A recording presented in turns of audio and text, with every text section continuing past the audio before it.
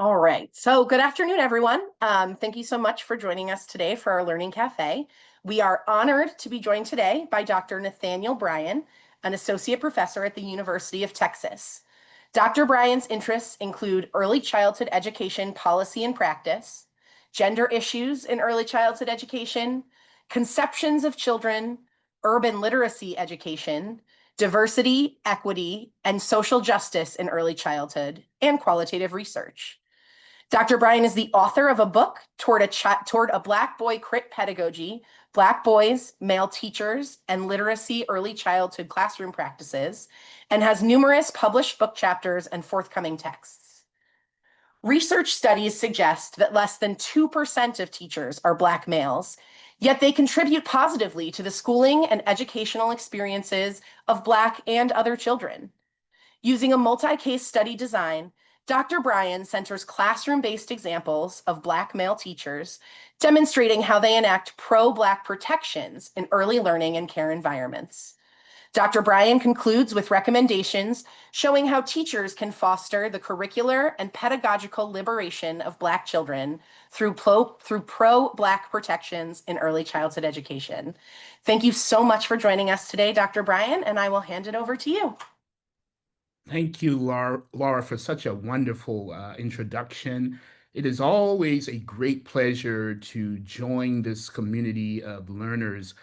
Prior to our webinar today, I had an opportunity to sit in on a student's dissertation defense, and she was talking about spaces of excellence. And she described spaces of excellence as welcoming and inviting learning spaces.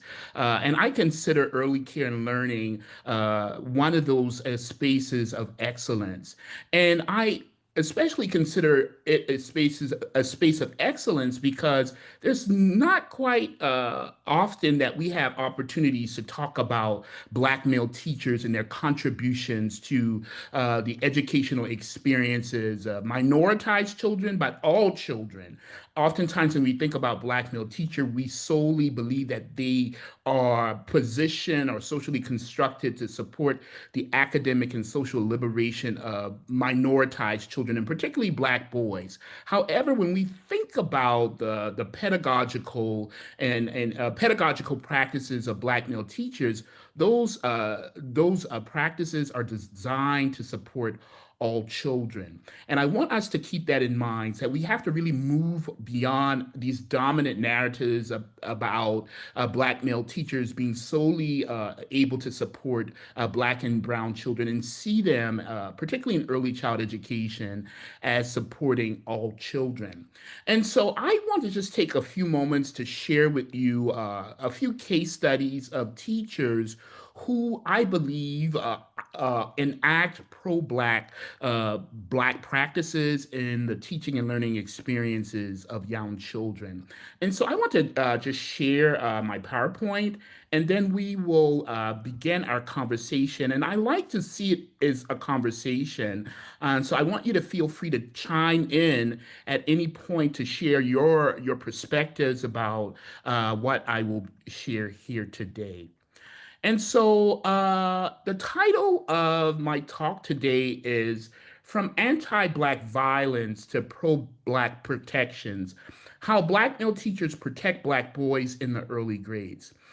Oftentimes in the early childhood literature, we have discussed the ways in which systems of anti-Black violence have disproportionately impacted Black children. However, I want us to really shift gears a bit to really think beyond anti-Black violence, to think about pro-Black protections, are the ways in which teachers, regardless of race or ethnicity, commit to the well-being, the pro-Black well-being of children. So I will define in this presentation what I mean by anti-Black violence and what I also mean by pro-Black protections. I would be remiss if I did not start this presentation by sharing my experiences with a Black male teacher. Typically, or in previous presentations, I've discussed my early childhood teacher and how he impacted me. His name was Mr. C. But in throughout my schooling experiences, I've had several black male teachers. Given that I grew up in an urban space in Charleston, South Carolina, and that black teachers and black male teachers are heavily concentrated or employed by urban school districts, I had an opportunity to have several black male teachers who positively impacted my life. And so I want to talk to a little bit today about Mr. Drayton. And Mr. Drayton, who is now deceased, Mr. Mac Drayton, was a former PE teacher at W.J. Frazier Elementary School in Charleston, South Carolina. I consider Mr. Drayton to be what the late Dr. Peter Morrell considers a community teacher. And a community teacher is one who lived in the community. He knew individuals who lived in the community. He also had previous experiences teaching relatives that attended the same school. So he knew me as a child. He knew me as a community member. He also attended the local churches that I attended in Charleston, South Carolina. Presently, there are few black male teachers in K-12 schooling systems, right? In other words, black male teachers are underrepresented. There are 3.5 million teachers in the United States, but only 2% of those teachers are black males. And that number is steadily decreasing, particularly within moments of racial entrenchment where there are anti DEI bans efforts that are designed to interrupt the pipeline of diversifying the teaching force. And so if there are 2% of teachers who self-identify as Black and males, that means there are 70,000 teachers who are Black and males. And when we consider grade bands, for example, early child education, even fewer teachers are Black male teachers are early childhood teachers. And I think we need to have a conversation about why there's so few Black males who decide to teach young children. First, we must talk about the stigmas and the biases that are oftentimes associated with Black men or males in general who teach young children. Oftentimes, these men are socially constructed as, you know, being those who are considered a danger to young children. They are often considered to be pedophiles, etc. So there are a host of biases and stereotypes about those males who teach young children. Dr. Marvin Lin, in his work, described women as having lapse of safety in early childhood spaces, but male teachers, male early childhood educators are oftentimes considered as having lapse of danger, right? And so we really have to contest these biases and stereotypes about men, teachers in early child education, but particularly Black male teachers in early childhood education who already entered those spaces stigmatized, pathologized. And so we really need to think about ways that we can increase the number of Black male teachers in K-12 schooling, but particularly in early childhood spaces, right? And so I want to just take a few minutes to you to think about this question. What are the consequences, or what do you believe are the consequences of having a low representation of Black male teachers in our schooling system? And feel free to unmute yourselves so that we can have a conversation or even share your responses in the chat. If you can take about 1 to 3 minutes to respond, I would greatly appreciate it. Thank you.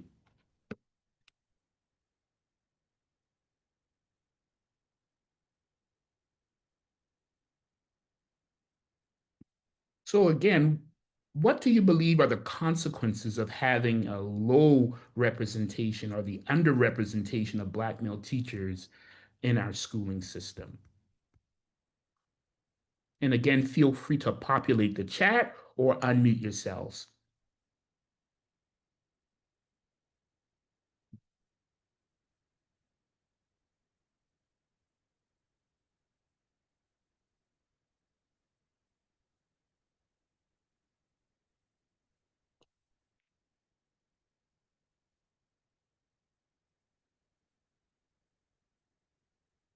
Right, there are several responses in the chat, and feel free to continue to upload your responses. And I just want to share a few of them. And if you would like to unmute yourselves to share your responses, please do so. And so there are a few really great responses.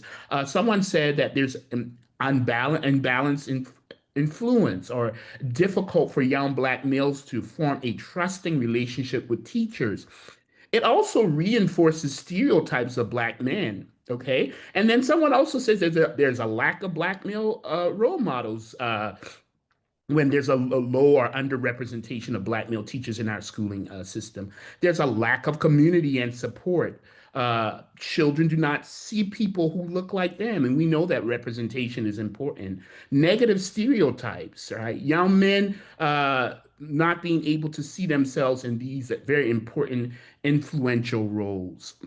Yeah, and there's this narrative around role models that continue to emerge around these responses, and a lack of respect. Thank you all so much for sharing your responses. Are there additional responses that you would like to share? And all of these responses are correct. Someone also says that there's a lack of understanding in the school system. Children may feel like nobody can relate to them, and we know the importance of relatability. Thank you all so very much, right? And so I think all of those responses are correct. But I also would like to stretch our thinking just a bit about the role of the Black male teacher. My colleague and great mentor, Dr. Anthony Brown, who is a full professor at the University of Texas at Austin, also challenges us to think about the Black male teacher conundrum, right? And so while we do need to increase the percentage of Black male teachers in K-12 schooling and particularly early child education, we also must ask critical questions surrounding the role of and expectations of Black male teachers, right? And so I want to just preface my conversation by saying that I'm not saying that we do not need Black male teachers in classrooms, but we really need to ask deeper questions about why we feel we need Black male teachers in early childhood or even K-12 schooling. And so Dr. Brown introduced this term called pedagogical kind.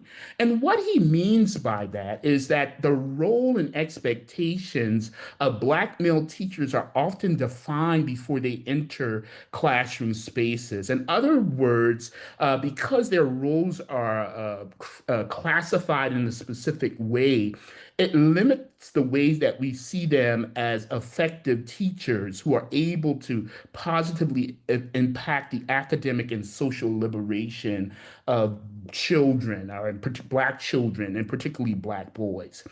And oftentimes, these roles and expectations of Black male teachers are really rooted in the pathological thinking of Black boys, right? And also of Black men in general. So, Black boys are often socially constructed as being discipline problems, out of control, those who need role models to keep them in line. And Black fathers are typically socially constructed as absent fathers.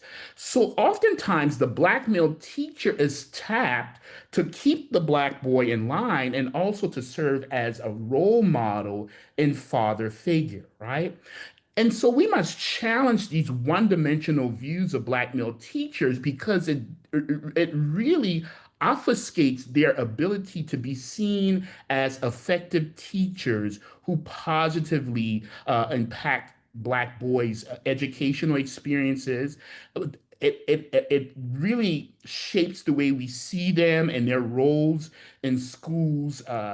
That really causes us to only see them in one-dimensional ways. So we really have to challenge the notion of Black male teachers as are socially constructed as role models, father figures, right? And we do need role models and father figures, but that's not the only way we should see Black male teachers, right? And so there has been a rise or an increase in what we call grow your own teacher recruitment initiatives. And these initiatives are oftentimes, or they often emerge out of this pathological thinking of Black boys and Black men. And so many of you may be familiar with the Call Me Mr. program, which started at Clemson University to recruit and retain Black male teachers to classrooms. And out of Call Me Mr. emerge other grow your own initiatives like Profound Gentlemen and Black Men to the Blackboard, right? And so these recruitment initiatives were designed to increase the paltry 2% of Black male teachers to classroom. However, presently, that percentage is steadily decreasing, right? And so we have to call into question the purposes of these Grow Your Own teacher recruitment initiative and who they're really designed to support, right? And again, I'm not saying that we don't need these Grow Your Own teacher recruitment initiatives because we do, because of the low percentages of Black male teachers. But again, much like we question or challenge the role of the Black male teacher, we have to question and challenge the purposes of these Grow Your Own teacher initiative, particularly when we're not seeing the increase in the number of Black male teachers. Right? And while we question or critique or socially construct uh, Black boys as the problem and Black male teachers as those who should be summoned to classrooms to save them, Black boys aren't the problem, and Black male teachers cannot save Black boys, right? And we have to look at a broader system that is at play. And so I want to talk a little bit about anti-Blackness and anti-Black violence in schools, right? And so this is a system, a system that is embedded in our society, in our school system, that creates these deficit narratives and low expectations and stereotypes that target Black children and particularly Black boys in their earliest schooling days, right? And so anti-Blackness or anti-Black violence can show up in many different forms. And Dr. Lamar Johnson and Dr. Gloria Boutte and myself were able to identify 5 types of anti-Black violence that occurs in schools, right? And so the first one is the notion of physical violence, right? That happens in most school settings. And then there's symbolic violence and linguistic violence and curricular and pedagogical violence and systemic school violence. And so physical violence has everything to do with the ways in which Black children, and particularly boys, are physically abused in schools. We have seen narratives, news stories, and media and popular press that have highlighted stories of Black boys being dragged out of classrooms physically by teachers who were first sworn to do no harm, but yet have done so much harm, physical harm to children. And then there's symbolic violence, this metaphorical violence that comes in the form of deficit thinking about Black boys that permeates classrooms as early childhood education. And then there's also linguistic violence, the ways in which we police the voices and perceptions and even the Black language of Black children in early childhood education. When Black children engage or speak Black language, we oftentimes consider them to speak broken English, and it's not broken English. We have to understand that Black language emerges out of a rich history of enslavement where Black enslaved individuals were able to create their own language to communicate with other enslaved Africans.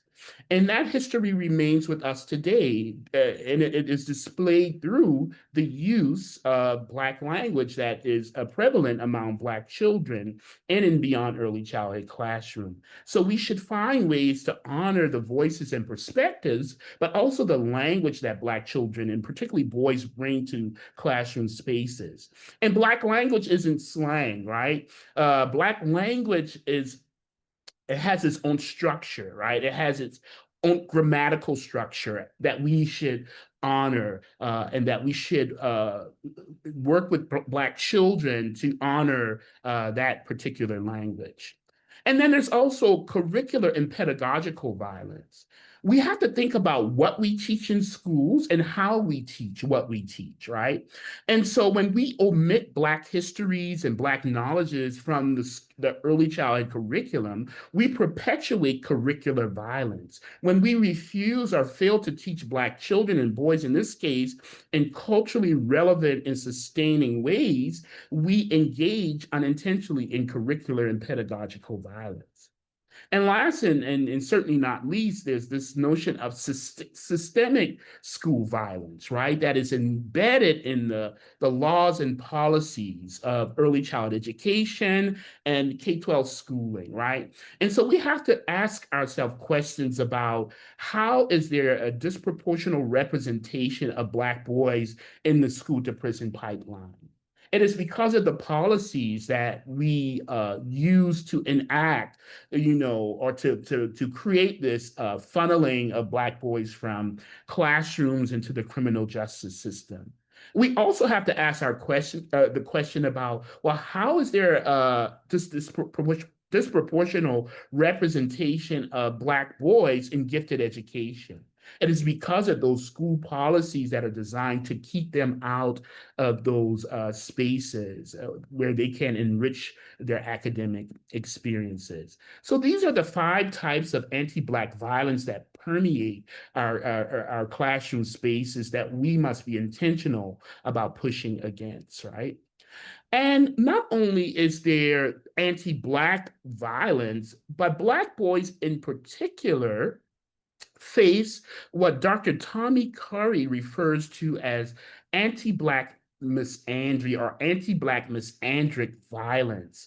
And this particular violence is designed or even informed by this discuss for Black boys, but it is also reflected in school policies and societal policies, right? And so when we think about anti-Black misandry, we have to think about the ways in which Black boys are subjected to racial, gender, social, and academic violence, right? That is codified in American laws, in school laws and policies, right? And so again, while anti-Blackness addresses Black children writ large, anti-Black misandry speaks specifically to the racialized and gendered conditions of Black boys in and beyond early child education, right? And so, whereas it is important to discuss anti-Blackness or anti-Black violence and anti-Black misandry, I think it is also to move beyond thinking about the ways in which these oppressive structures impact Black boys, to really think about the importance of pro-Blackness. And I agree with Dr. Gloria Bouti, who says that pro-Blackness does not mean anti-white. It simply declares an unapologetic, positive, proactive perspective regarding Blackness and Black people. So, how can we shift or how can we engage in a paradigm shift, right, to think about Black children and Black boys in particular in and beyond early childhood spaces, right? And so we really need teachers, and particularly Black male teachers, given the way that they have been historically socially constructed, to really engage in what I call, along with my colleague Dr. Amber Filer, what we call pro-Black protections, right? And so pro-Black protections are designed to counter anti-Black violence and anti-Black misandric violence. And just give a general summary of pro-Black protections first, I will talk about what it looks like in just a few.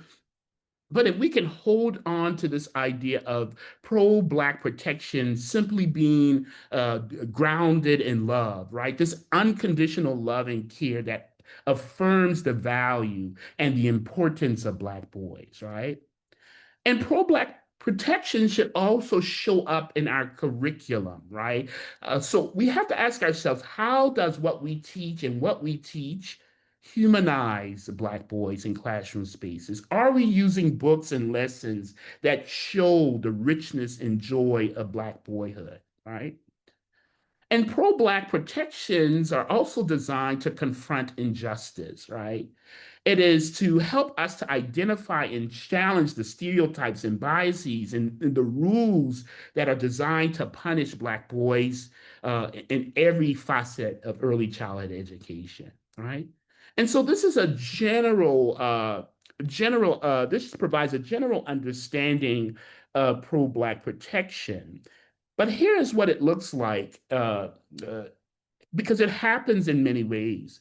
Remember earlier I talked about anti-Black violence and what it looks like in classroom spaces. And so the same way that we can identify the ways in which anti-Black violence shows up in classroom spaces, we can also think about the ways in which pro-Black protections happens in many classroom spaces or can happen in many classroom spaces. So what is this physical pro-Black protection, right? It simply addresses the way teachers protect not only the physical, but also the psychological well-being of children and Black boys in this case. Are we creating classroom spaces where we are affirming physically and psychologically the well-being of Black boys? And so, what is symbolic pro-Black protection, right? It describes the way teachers contest or challenge the metaphorical violence against Black boys, right? Those terms we use to describe them oftentimes, like, for example, non-readers, thugs, discipline problems, right? And so a pro-Black classroom that centers symbolic protection challenges these metaphorical ways that Black boys are violated and abused in classroom spaces. And so, what is this idea of pro-Black linguistic protection? It's the ways in which teachers institute practices to protect the voices and perspectives in Black language of Black boys, right? Are we holding spaces in our classroom to listen, hear, and understand Black boys, right? Because they have so much to say and they want to say so much, but oftentimes our rules and classroom rules and expectations are written in such a way that silence the voices of Black boys. And so, what is this pro-Black curricular and pedagogical protection? It basically emphasizes the ways that teachers infuse Black-centric and boy-centric curricular and practices to support the academic liberation of Black boys. Not so much the academic success, because Black boys and Black children in general can, can experience academic success or achievement without ever being academically liberated, right?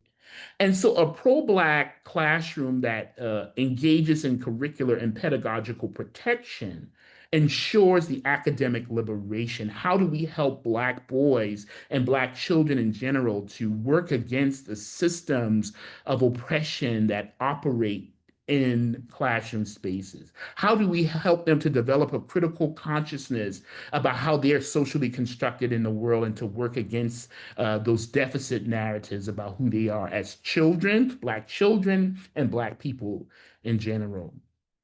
And then, last and certainly not least, how do we engage in a pro-Black systemic protection? How do we challenge or resist school policies that dehumanize Black children, right? How do we create pathways against the school to prison pipeline? How do we create pathways to ensure that there is a preponderance of Black children, and particularly boys, in gifted and talented classes, right? And so these are the ways that pro-Black protections can happen in early childhood spaces. And so today I want us to think about Black male teachers beyond being socially constructed as pedagogical kinds or having those characteristics or those roles and expectations defined and roles defined before they enter early childhood spaces, right? And so we need to begin to see Black male teachers as those who enact pro-Black protections And when we begin to see Black male teachers as those who enact pro-Black protections, we begin to understand them as offering ways to buffer against the anti-Black and anti-Black misandry of early child education. We then see them as uniquely positioned to engage in culturally and sustaining teaching practices that promotes academic liberation. We see them as caring and humanizing and applying decriminalizing approaches for children who are so often criminalized in early childhood spaces. And so in 2016, I was fortunate enough to study the constructed identities and teaching styles of Black male early childhood teachers. And I would like to call your attention to this chart that is basically a Black male teacher profile chart that shares the demographics of these teachers. And so I would like to highlight three of these teachers today: Mr. Tao, Mr. Javian, and Mr. Henry. They were all kindergarten teachers, having taught between 3 to 4 years, working in many different schooling settings. And so they worked in urban, rural, and suburban school settings, right? And so I want to first talk about Mr. Tao, who Maurice, who was the teacher of Maurice. And Mr. Tao taught Maurice, and Maurice was 6 years old. And Maurice was a young man who'd had a very challenging schooling experience because of teachers who taught him in preschool. They had labeled him as being defiant, being a discipline problem. So those teachers had engaged in what Dr. Bettina Love calls spirit murder, right? They murdered the spirit of Maurice, so he lost confidence in his academic abilities, right? He lost confidence in his teachers and in the schooling system. But Mr. Tao, who himself was similar to Maurice, during his early childhood years, teachers saw him as a discipline problem. They also labeled him as a student who struggled academically. And so when Mr. Tao became a teacher, he wanted to ensure that no other Black boy experienced the same kind of anti-Black violence or anti-Black misandric violence that he experienced by teachers labeling him in very deficit ways. And so Mr. Tao was intentional about ensuring Black boys' spiritual well-being, thinking about those pro-Black protections, right? The first one was physical and spiritual well-being of Black boys. And so he created spaces in his classroom where he continuously uh, build up the spirits of students like Maurice.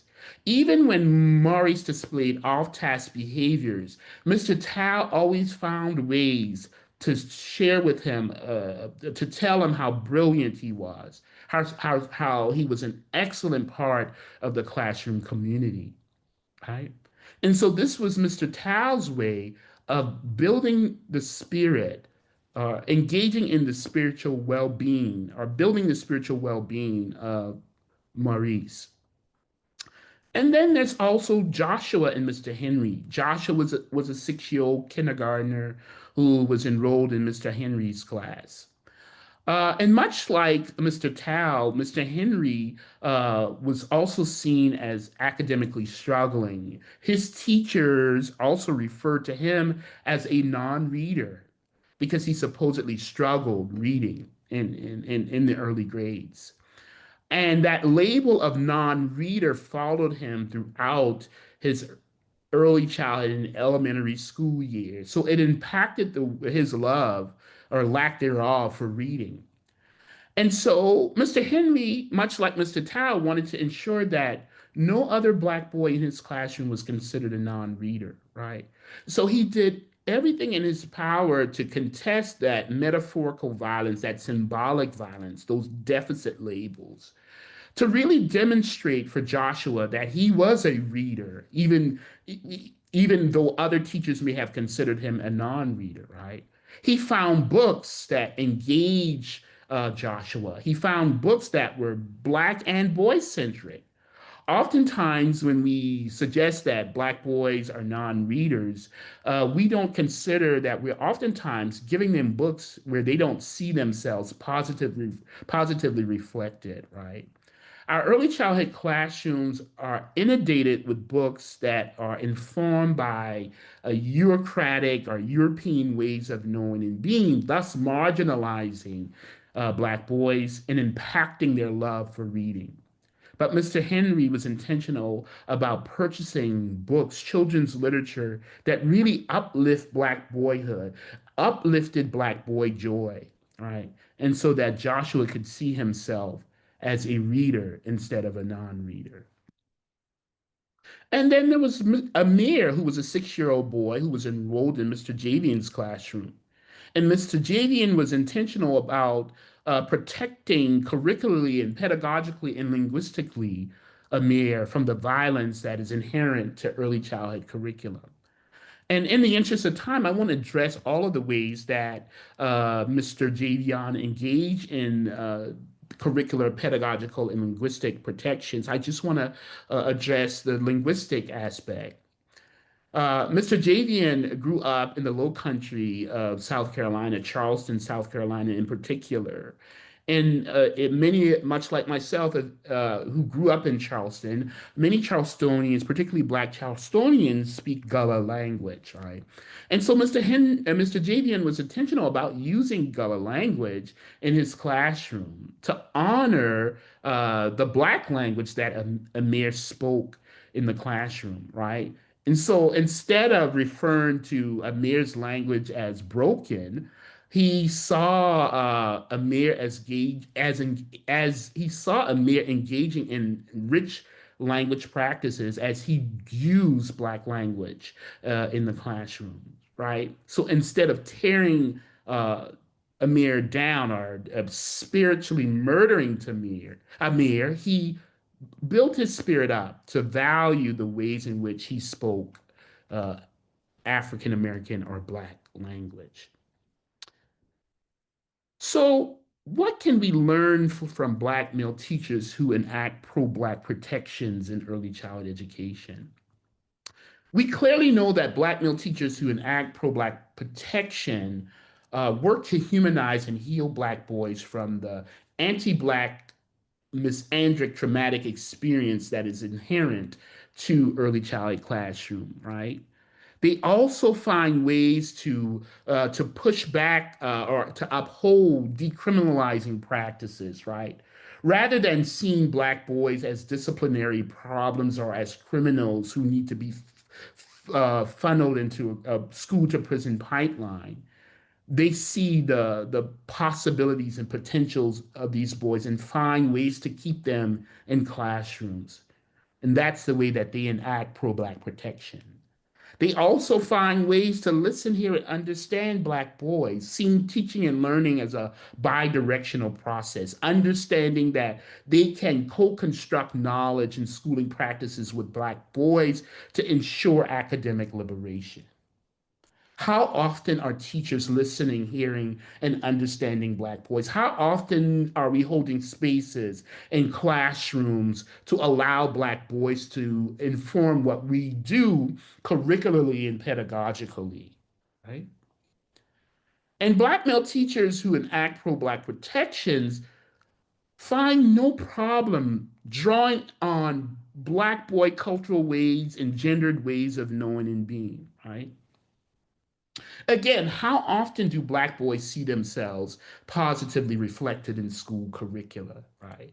And how do we ensure that the classroom activities that we engage Black boys are culturally and gendered responsive to their needs, right? To ensure academic liberation.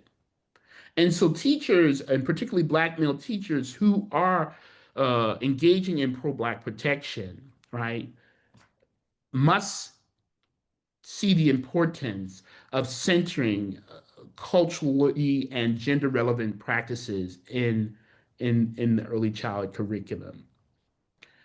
And Black male teachers who enact pro-Black protections aren't simply role models or father figures or disciplinarians for Black boys. They are effective teachers who have proven results, who are able to change the dynamics of classrooms to ensure the academic liberation of Black boys, right? And Black male teachers who enact pro-Black protections are intentional about drawing from their own lived realities and experiences to support Black boys. They understood that their experiences as Black boys can also inform the way that they teach and engage and interact with Black boys in their classrooms. And last and certainly not least, Black male teachers who enact pro-Black protection see the promises and potentials, the hopes and possibilities and the joys of Black boy and Black boyhood.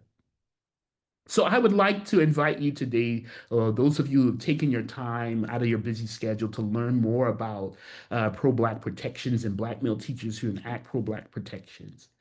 I want you to think about the ways that you can infuse pro-Black protections in your classroom, in your everyday curricular and pedagogical experiences and opportunities. So thank you so much for your time. If you have questions about today's presentation, we're going to open the Zoom room for us to engage in that conversation. But if you have questions that I'm not able or unable to answer today, please feel free to send me an email. Send feedback about today's presentations. If you would like me to come out to your spaces to engage in more diversity, equity, and inclusive kinds of presentations and practices, I would love to be able to do so. And this is my contact information. And to learn more about those pro-Black protections, please feel free. I invite you to purchase a copy of Toward a Black Boy Crit Pedagogy, a book that I've written about these teachers in the way that they've engaged in pro-Black protections to support the academic liberation of Black boys. Thank you so much for your time. It's always a joy and a pleasure to engage with this community. If you have questions, please feel free to unmute yourselves. If you have feedback, please let's have a conversation. Thank you. So if you have a question that you'd like to ask out loud, please feel free to raise your hand using the Zoom feature, and that way we'll know to call on you. We also have a few questions in the chat or in the Q&A. So I'm going to start with one from our Q&A. And so this question was from Megan. She asked, how can early childhood educators disrupt pedagogical and curricular violence against Black boys when they're in a situation where pro-Black curricular resources are limited? Yeah, that's a really great question.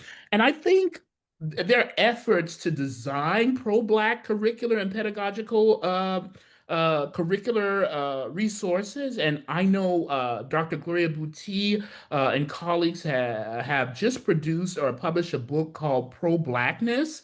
And it really highlights a lot of curricular and pedagogical practices that are informed and grounded in pro-Blackness. And I do think that book is a very powerful book and really demonstrate the ways that teachers can uh, curate classrooms that are really informed by pro-Blackness? That's a really great question. And so I really encourage the individual who asked the question, Megan, to seek out those resources because they are readily available and just use them, right?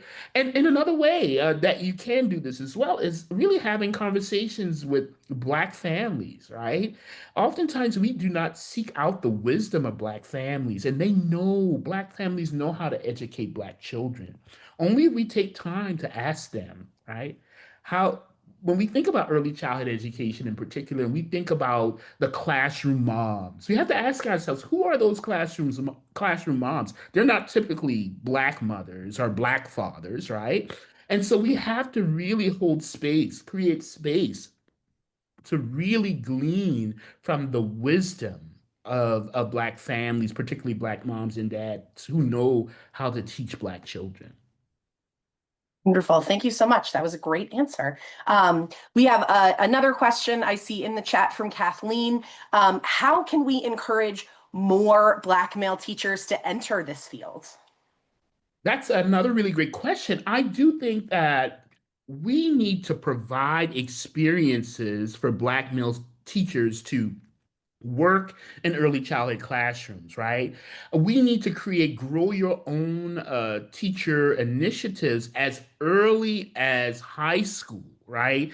To ensure that we are giving them ample opportunities to really develop a love and joy for classroom spaces.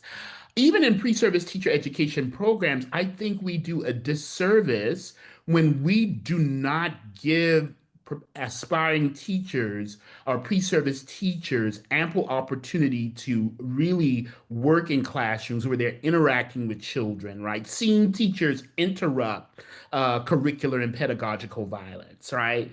You know, it often baffles me when we want to send Black and brown men and women into classrooms who have been victims of curricular and pedagogical violence. In other words, we're sending them in spaces where they were traumatized and then asking them to become teachers. Nobody wants to become a teacher when everything that happens in classroom is informed by anti-Black or anti-brown violence, right? And so I think the first thing that we must do if we really want to invite or increase the pipeline of teachers is to really interrupt the anti-Black and brown violence that happens in classrooms that inform the curriculum so that Mm. aspiring teachers can see, pro-blackness in action. They can see the joy and the hope and possibilities for working with Black children and families, right? And so I do think we need to do or to shift what happens in classroom spaces as a way to invite aspiring teachers to consider teaching as a professional option. I think that that's a great point that it starts early in the cycle, right? Long before we're talking about recruiting them for work, it starts with their experience in schools as a child, and fixing that will hopefully help change Exactly. this landscape. Yeah. Absolutely. Absolutely. And so when people talk about teacher recruitment and retention, I argue that the teacher recruitment and retention process starts as early child education, right? Because Mm, students are learning who can not become teachers. They're learning about the violence, that happens through curriculum, all of the things, that they're observing, So the teacher recruitment and retention process starts as early child education. So when we interrupt anti-Black violence as early child education, then we can really increase this pipeline of teachers, aspiring teachers. yeah. Yeah. Thank you. Could you speak a little more specifically to strategies or resources for folks to use to help sort of break some of that stigma of having men specifically in education in general, but I think in early childhood education specifically, as you said, it's often seen as women's work. That creates a real barrier. Do you have any sort of thoughts about how to help break that barrier down? Right. Yeah. And I think having more men in classroom spaces is a way to break that barrier, right? And really shifting the ways in which we think about men in general who work with young children. Like, really pushing back against our own stereotypes and biases first, right? Because I do think Mm, that's where the problem lies, right? When we mm, shift, or when we have this paradigm shift about men who work with young children, then it makes us more comfortable allowing men to work with young children, right? I've heard so many narratives from male teachers in early child education who says that I'm always seen as suspicious, right? They always think mm, that I'm up to no good, right? So that has everything to do with people's biases and stereotypes about Black men or men in general who work with young children, right? So it's a systemic issue, right? And so how do we contest policies and practices that stigmatize men who work with young children? mm, mm. Yeah. Thank you. That's very helpful. So, one thing I think I'm trying to think of how to formulate the question correctly. How do you balance when you say do have like one male teacher or one Black teacher in your program, how do you balance making sure that their voice is part of the conversations you're having and that they're part of the decisions you're making without making them feel like tokenized or like you're expecting them to like fix like Yeah. anti-Black issues in your program? Yeah, absolutely. That's a really, really great question. And because I believe it's not the responsibility for Black and Brown people to speak on behalf of Black and Brown people. It's really up to, it really is the job of white people to engage in their own learning, right? There are tons of books that talk about these issues. There are tons of articles, right, that talk about these issues. And I think we need to lead white people who are really genuinely concerned about what's happening in our country, what's happening in our schools, lead them to that work so they can engage in their own self-learning, right? Without Mm, depending on Black and Brown people to teach them, right? Because I don't ever think we should tokenize or we should rely on any minoritized population to be the teachers of those who have more power than them, right? mm, Have to lead them to the work that's going to help enlighten them, right? It's not my job to teach you or any Black or Brown person's job to teach you about these issues. And mhm, oftentimes we know deep inside, we know what the issues are, right? But to mhm, identify those issues, it requires us to give up something, and we want mm, to give up oftentimes our power and privilege to really ensure that we're curating, creating spaces that are inviting and, to all people. Right? We mhm. deep inside we know. I always believe that. We know. Yeah. So for programs or providers who are interested in doing more of this work, who want to be better about this, do you have any recommendations of like resources or suggestions for how they can evaluate where they are now, like how they can look at the processes and systems that they've built now and sort of see where they are in terms of like, are any of these anti-Black? How can we incorporate more pro-Black protections into them? I think it's highly important to collaborate with those scholars, practitioners who are genuinely doing this work, right? Mm, And there are lots of people who are promoting diversity, equity, and inclusion, but their hearts are not informed by diversity, equity, and inclusive practices, right? So we need to really seek out those people who are not only doing the hard work, but the heart work, right? mm, Comes through everything that they do, right?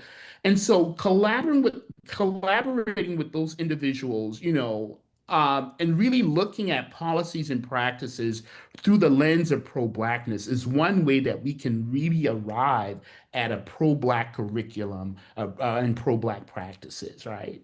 And so, and I'm saying all of this to say is that we really need to be suspicious of some folks who claim to do the work, but are only doing this work to promote themselves, for a mm, lack of a better way of saying it. So really collaborate with those who are genuinely doing the work, and it takes a lot of discernment, right, to figure that out, right? Um, I'm not just sitting behind a desk pontificating about this work. I'm on the ground in communities working alongside marginalized communities doing this work, right? And because that's where I learn, because the more you're engaged with people who are on the margins, the more you're enlightened and informed about what needs to happen on their behalf, right? And so really doing the dirty work, really getting your hands dirty, right?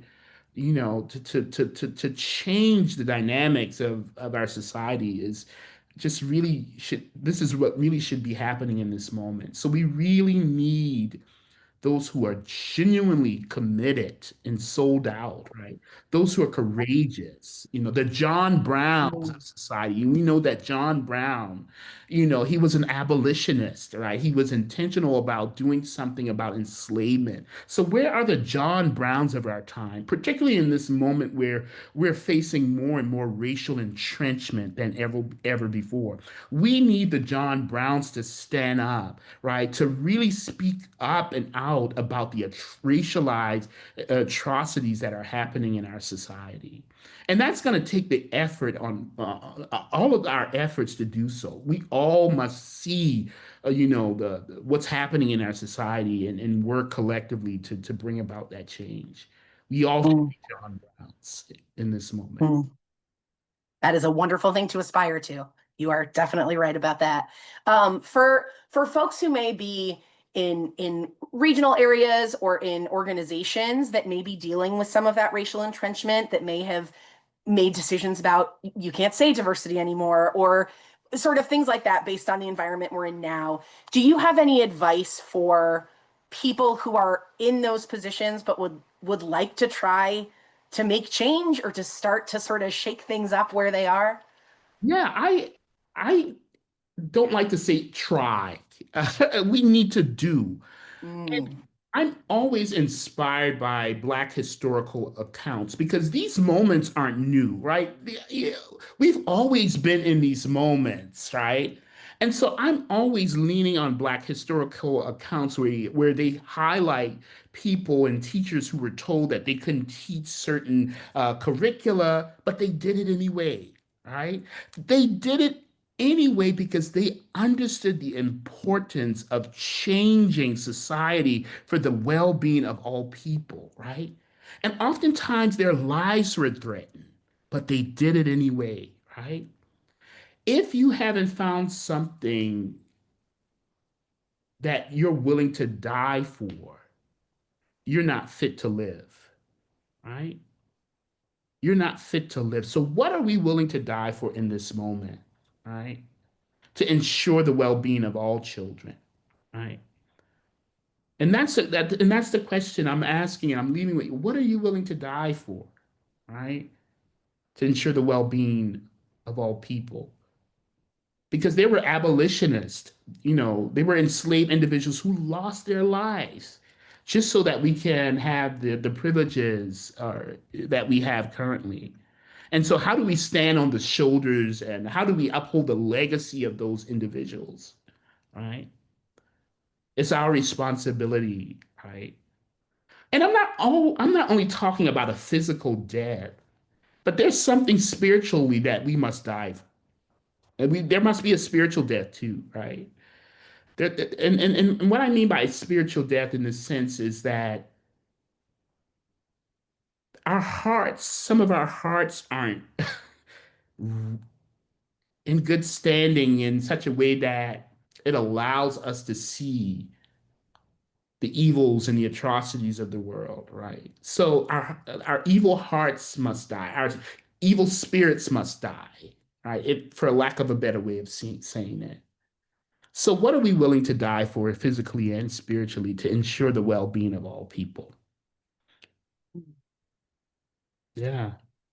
well, thank you. I think that's a very powerful sentiment to end on. We appreciate you being here so much, Dr. Bryan. Thank you for joining us. Thank you to everyone for engaging in this conversation with us and for asking such great questions. We really appreciate you being here. We will share some info out with all of you after this, so you can look up Dr. Bryan, check out his great book, keep up with all the other great work that he is doing. And thank you so much for being here. Thank you. Thank you for having me. It's always a joy.